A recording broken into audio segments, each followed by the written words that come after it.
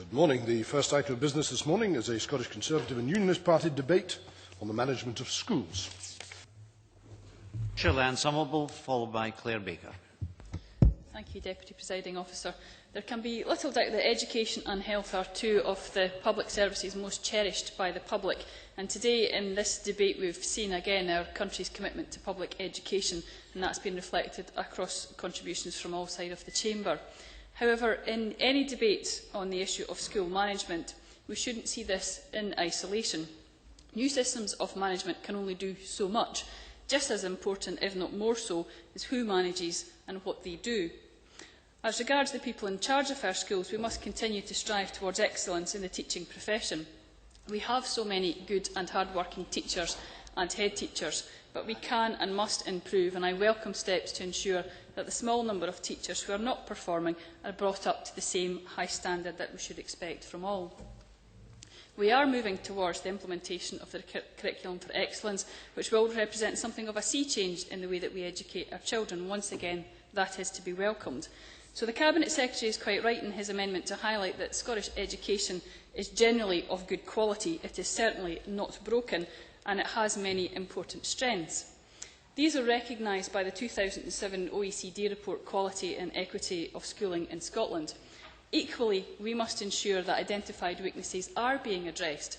Changes to the education system must be targeted at the problems we have identified and not simply change for change's sake. And that is the first question about the various alternative models of school management that are being mooted. We should also be asking why head teachers cannot be empowered while the school is retained under local authority control. We should be asking why raising standards cannot be achieved while schools remain under the same local authority control. Now, there are plenty of examples in all our constituencies where innovative head teachers, staff, school boards, parents can make remarkable differences to the education of our children. So one school is not going to be necessarily better than another just because it's run by a trust or any other model over a local authority. As I've said, the key question is not just about the management structure as much as who manages and how they're going about running that school.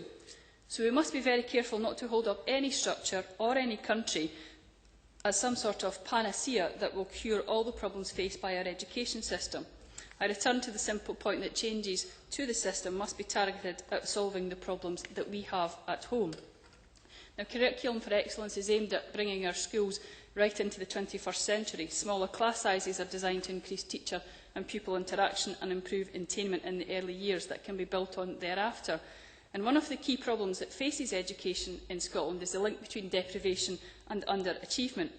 The same OECD report I mentioned earlier also said that children from poorer communities and low socio-economic status homes are more likely than others to underachieve, while the gaps associated with poverty and deprivation in local government areas appears to be very wide. The OECD went on to identify that particular concerns over inequalities in staying on rates, participation in different academic levels of national courses and pass rates in those courses. Now, the recent Scottish Survey of Achievement raised similar concerns. That study recorded that the proportion of pupils in the most deprived areas with well-established or better reading skills at the expected level was around 20 percentage points less than for pupils in less deprived areas across all stages. And one of the largest differences was at S2, where pupils from less deprived areas were about twice as likely to be well-established or better than the expected level.